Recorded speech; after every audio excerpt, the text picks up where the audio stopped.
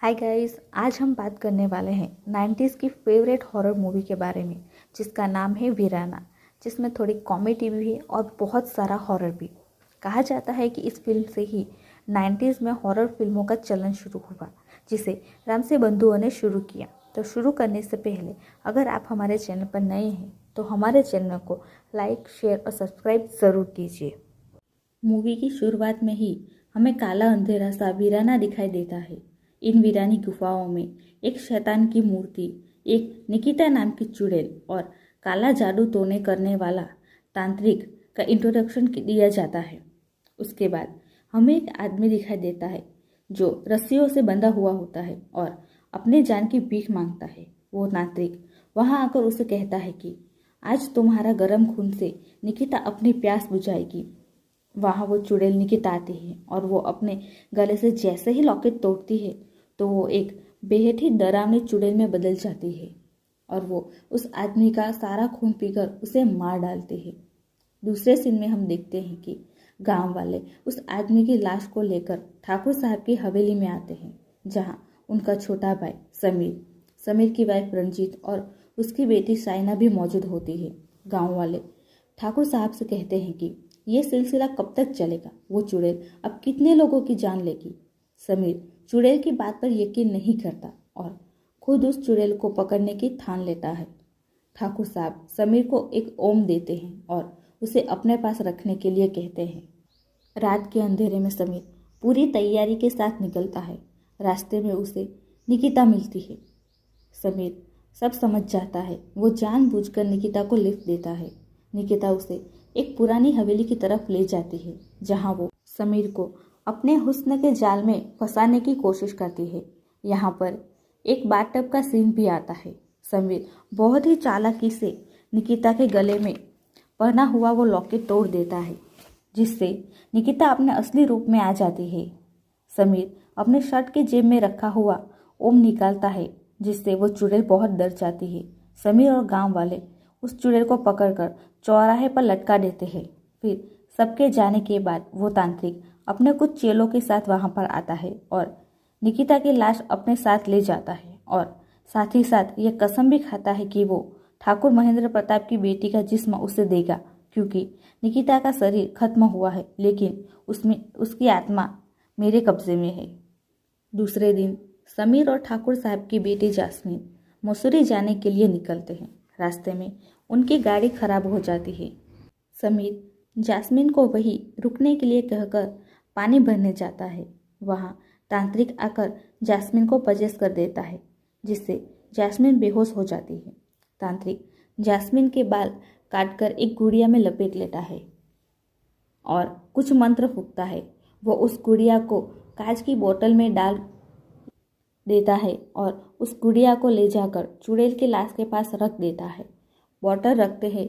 Jasmine possess की हालत में चलते चलते चुड़ैल की लाश के पास आ जाती है। दूसरी तरफ समीर भी उसे ढूंढते हुए वीरानी की तरफ जाता है। इतने में वो चुड़ैल जास्मीन का हाथ पकड़ लेती है और उसे कॉफिन में अपनी तरफ खींच लेती है। समीर वहां जास्मीन को ढूंढते ढूंढते आता है। वो कॉफिन के दरवाजे को बड़ी मुश्किल से हटाता है। वो देखता है कि उस चुड़ैल ने जास्मीन को अपने वश में कर लिया है। जास्मीन डरावनी आवाज में कहती है कि तुम मुझे कभी नहीं मार सकते। समीर पर हमला होता है। सीन यहाँ से शिफ्ट होता है ठाकुर साहब की हवेली की तरफ, जहाँ देर रात को बेल बजती है। ठाकुर साहब और समीर की पत्नी दरवाज़ा खोलते हैं। सामने वो तांत्रिक और जास्मीन होते हैं। ठाकुर साहब के पूछने पर तांत्रिक एक झूठी कहानी सुनाता है कि उसने जास्मीन की जान बचाई है और उनका छोटा भाई समीर मर चुका है और उसकी लाश नदी के बहाव में बह गई है। ये सुनकर उसकी पत्नी बहुत रोने लगती है। सीन यहाँ से कट होता है। ठाकुर साहब तांत्रिक को कहते हैं कि आपने मेरी बेटी की जान बचाई है, आपको यही रुकना होगा, और वो तांत्रिक मान जाता है। सब उस तांत्रिक को बाबा कहने लगते हैं। सीन यहाँ से शिफ्ट होता है जहाँ जास्मीन पचेस की हालत में मछलियों को देखती रहती है और अचानक से वो मछलियों वाला बाउल टूट जाता है और सारी मछलियाँ मर जाती है। समीर की पत्नी ये सब कुछ देखकर हैरान हो जाती है। वो जाकर ठाकुर साहब से कहती है कि जास्मीन पर कोई रूहानी साया है, आप उसे किसी डॉक्टर को दिखाने की बजाय किसी पीर या फकीर को दिखाइए, पर ठाकुर साहब नहीं मानते। रात को जास्मिन झूले पर बैठी हुई होती है, समीर की तस्वीर को देखती रहती है, जहाँ समीर की पत्नी आकर जास्मिन को सोने के लिए कहती है। अचानक समीर की फोटो में से खून निकलने लगता है। यह देखकर समीर की वाइफ काफ़ी शॉक हो जाती है, इधर उधर भागने लगती है, चिल्लाने लगती है, भाई साहब मुझे बचाइए, ये मुझे मार डालेगी। लेकिन दरवाज़ा बंद होने की वजह से वो बाहर नहीं निकल पाती। अचानक चिल्लाने की आवाज़ आनी बंद हो जाती है। दरवाज़ा अपने आप खुलता है। ठाकुर साहब और शाहिरा अंदर आते हैं तो देखते हैं कि समीर की पत्नी की लाश पंखे से तंगी हुई है और जास्मिन बेहोश पड़ी हुई है। ठाकुर साहब शाहिरा को मुंबई भेजने का फैसला करते हैं, उसके नानी के पास। कहानी यहाँ से आगे बढ़ती है।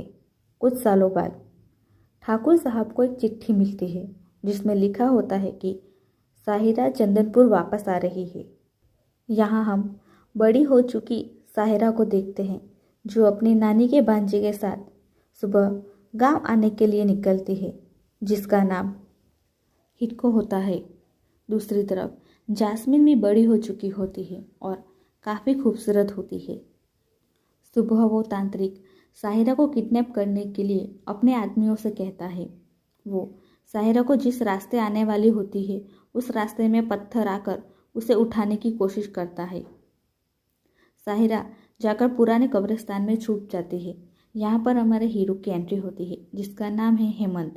वो उस आदमी से फाइट करता है और शाहिरा को बचा लेता है। शाहिरा के पूछने पर वो काम की तलाश में ही ये कहता है। शाहिरा उसे अपने साथ चंदनपुर आने के लिए कहती है, जहाँ उसके बड़े पापा का लकड़ियों का कारखाना है, जहाँ वो उसे काम दिलाएगी। यहाँ से सीन कट होता है और दूसरे सीन में हम देखते हैं कि जहाँ ठाकुर साहब का नौकर रघु आकर उन्हें बताता है कि जास्मिन को फिर से दौड़े पड़ने लगे हैं। दरवाज़ा तोड़ने पर जास्मिन फर्श पर पड़ी हुई मिलती है। डॉक्टर को बुलाया जाता है। डॉक्टर जास्मिन की चीज़ों के बारे में पूछते हैं, पर उसे कुछ याद नहीं होता। ठाकुर साहब डॉक्टर को बताते हैं कि 10 साल से जास्मिन को ऐसे दौरे पड़ रहे हैं। हमारे बहुत इलाज करवाया पर कोई फ़र्क नहीं पड़ा। डॉक्टर कहता है कि जास्मिन को दिमागी इलाज की ज़रूरत है, वो मैं करूँगा। सीन यहाँ पर कट होता है। रात को ट्रैवलिंग करने के बाद शाहिरा और सब एक गेस्ट हाउस में रुकते हैं। यहाँ पर कुछ कॉमेडी होती है। फिर हीरो हीरोइन का एक सॉन्ग भी आता है।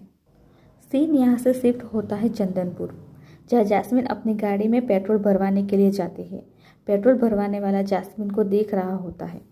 जास्मिन उसे रात को पुरानी हवेली आने के लिए कहती है और वो पेट्रोल भरने वाला आने के लिए हाँ कह देता है, क्योंकि उसकी नीयत भी कुछ ऐसी ही थी। ये सारी बात पान के गले पर बैठा हुआ हवेली का नौकर रघु सुन रहा होता है।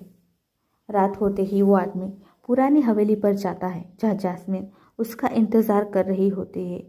वो दोनों कुछ इंटीमेट होते हैं। फिर जास्मिन चुड़ैल में बदल जाती है और उस आदमी को मार देती है। दूसरे दिन उस आदमी की लाश पुलिस को झील के किनारे मिलती है।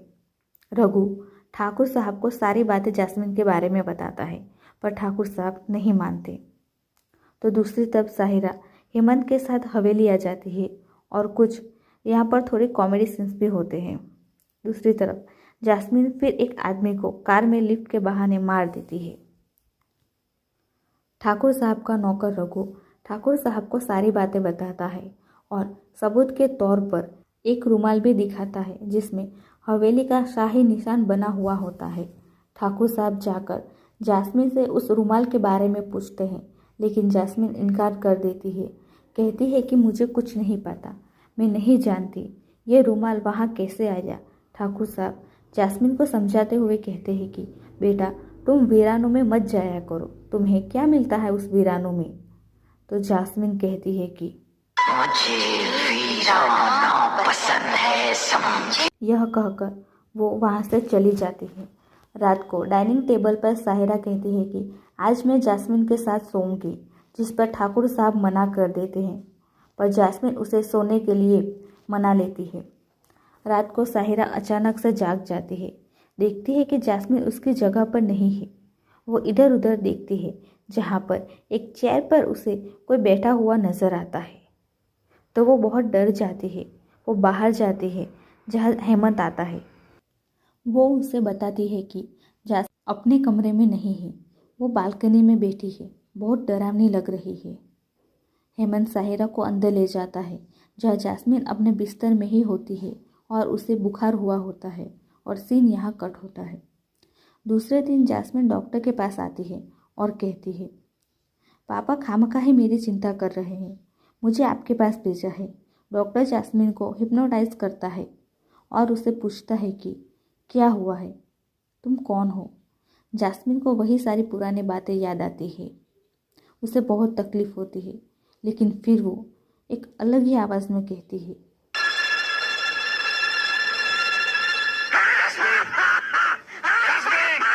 मैं जास्मिन नहीं, मैं जास्मिन नहीं हूँ। मार डालूंगी, मैं सबको मार डालूंगी। मैं ठाकुर महेंद्र प्रताप और उसके सारे खानदान को मार डालूंगी सबको। ये सारी बातें रिकॉर्ड हो रही होती है। डॉक्टर ये सारी बातें ठाकुर साहब को बताता है और जास्मिन की ऐसी हालत की वजह पूछता है। ठाकुर साहब जो कुछ भी सालों पहले हुआ वो सारी बातें डॉक्टर साहब को बता देता है। डॉक्टर साहब कहते हैं कि जास्मिन का इलाज मैं करूँगा। ठाकुर साहब डॉक्टर को हवेली में रुकने के लिए कह देते हैं। सीन यहाँ पर कट हो जाता है। फिर कुछ कॉमेडी सीन आते हैं। एक हेमंत और जास्मिन के बीच एक सॉन्ग भी आता है जहाँ जास्मिन हेमंत को अपनी तरफ आकर्षित करने का प्रयास करती है। सुबह में हेमंत साहिरा को बताते हैं कि जास्मिन की तरफ वो खींचा चला जा रहा है और फिर वहाँ से वो चला जाता है।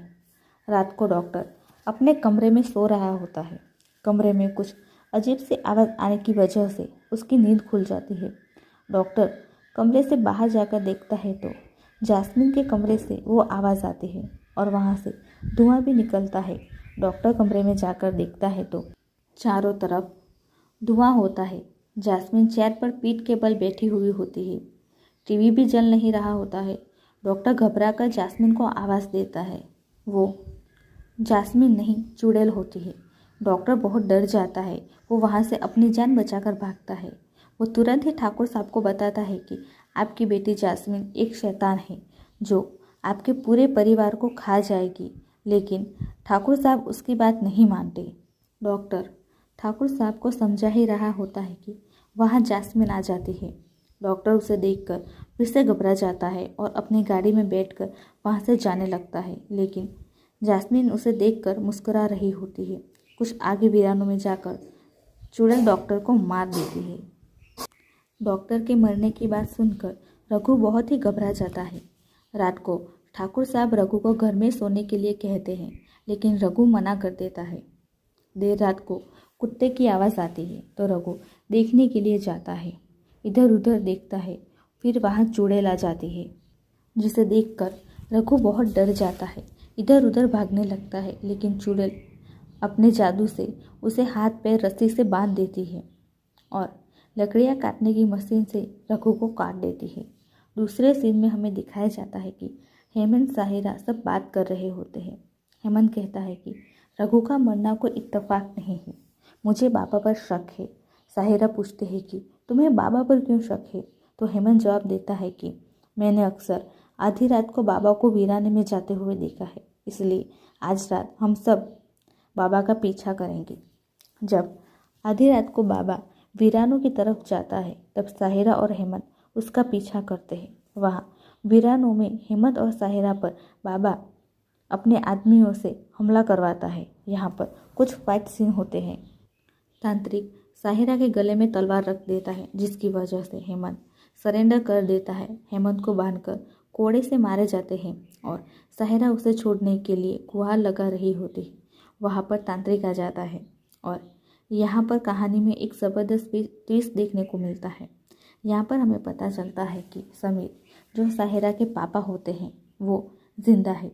समीर बाबा से पूछता है कि तुमने मुझे इतने सालों तक जिंदा क्यों रखा, मार क्यों नहीं दिया। यहाँ पर तांत्रिक उसे राज की बात बताता है कि आज वही अमावस्या की रात है जिस रात को तूने नकिता को मारा था। 15 साल बाद वो रात वापस आई है। आज मैं जास्मिन की बलि देकर नकिता को फिर से जिंदा करूँगा। नकिता काल के चक्र से निकल जाएगी और मौत पर विजय प्राप्त करेगी। सीन यहाँ पर कट होता है। हवेली में बाबा जास्मिन से कहते हैं कि जास्मिन, तुम मेरे वश में हो, मैं आज रात तुम्हारी बलि दूंगा और नकिता फिर से जिंदा हो जाएगी। यहाँ से सीन शिफ्ट होता है जहाँ समीर, साहिरा और हेमंत कैद खाने में बंद होते हैं। वहाँ हित को आकर उन्हें कैद से छुड़वा लेता है। वो लोग हवेली जाकर ठाकुर साहब को तांत्रिक के बारे में सब कुछ बता देते हैं। वो लोग पूरे घर में जास्मिन को ढूंढते हैं, पर घर में जास्मिन नहीं होती। वो समझ जाते हैं कि तांत्रिक जास्मिन को बलि चढ़ाने के लिए ले गया है। दूसरे सीन में हम देखते हैं कि तांत्रिक ने सारी तैयारियां कर ली है। जास्मिन वहाँ पचेस की हालत में होती है। सब लोग जास्मिन को बचाने के लिए आते हैं। वो शैतानी चेलों से लड़ते हैं। फिर तांत्रिक जास्मिन से कहता है कि तुम उस जलती हुई गुफा में जाना होगा, तेरा जिस्म जल के भस्म होगा, फिर नकिता अपने जिस्म में वापस आएगी। बीच बीच में फाइटिंग सीन चलते रहते हैं। जास्मिन जलती हुई गुफा की तरफ जाती है। ठाकुर साहब जास्मिन को पुकारते हैं, पर जास्मिन कुछ नहीं सुनती।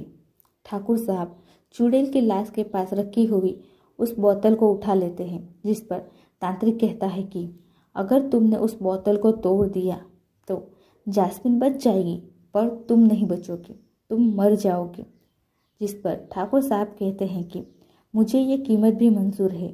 ठाकुर साहब वो बोतल तोड़ देते हैं। बोतल तोड़ते ही जास्मिन के शरीर से चुड़ैल की रूह बाहर आ जाती है, पर ठाकुर साहब की मौत हो जाती है। यहाँ पर जास्मिन की आंखों में हम पहली बार आंसू देखते हैं। सब लोग ठाकुर साहब की मौत पर बहुत रोते हैं। हमें लगता है कि बस मूवी अब ख़त्म हो गई, पर ऐसा नहीं है। उसके बाद चुड़ैल अपनी कब्र से बाहर आती है और सब पर हमला करती है। जैसे ही वो समीर पर हमला करने वाली होती है तो हेमंत बक्से में रखा हुआ ओम समीर को दे देता है। ओम देखते ही चुड़ैल डर जाती है, चिल्लाने लगती है, वो कमज़ोर पड़ जाती है, इधर उधर भागने लगती है और वहाँ से गायब हो जाती है। समीर ओम तांत्रिक के सीने में मार देता है, जिससे तांत्रिक मर जाता है, पर ओम पर शैतान की मूर्ति गिर जाती है, जिससे ओम दब जाता है। चुड़ैल साहिरा और जास्मिन पर हमला करती रहती है।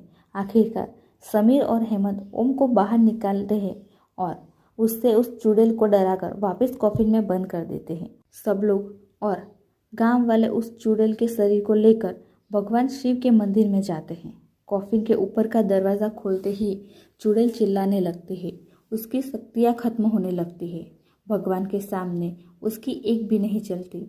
आखिरकार वो जल के राख हो जाती है और सबके चेहरे पर एक सुकून सा दिखाई देता है और ये फिल्म यही ख़त्म हो जाती है। दोस्तों, कुछ लोगों के मन में ये डाउट होगा कि जास्मिन की बलि भी नहीं दी गई और बोतल भी तोड़ दी गई, तो फिर वो चुड़ैल कैसे ज़िंदा हो गई? तो इसका जवाब मेरे ख्याल से ये होगा कि जास्मिन की बलि देने पर चुड़ैल का इंसानी शरीर, जिसका नाम नकिता था, वो जिंदा होने वाला था, जो नहीं हो पाया। उसका जो भयानक चुड़ैल वाला शरीर था वो तो हमेशा से ही जिंदा था। और शायद दूसरा डाउट ये होगा कि सीन के एंड में जो ओम था वो कहाँ से आया? तो आपने ये सीन देखा होगा कि समीर की पीठ के पीछे एक बैग होता है, जिसके अंदर ही वो ओम होता है। तो इसी के साथ इस वीडियो को एंड करते हैं और आपको ये मूवी कैसी लगी प्लीज़ हमें कमेंट बॉक्स में ज़रूर बताइएगा।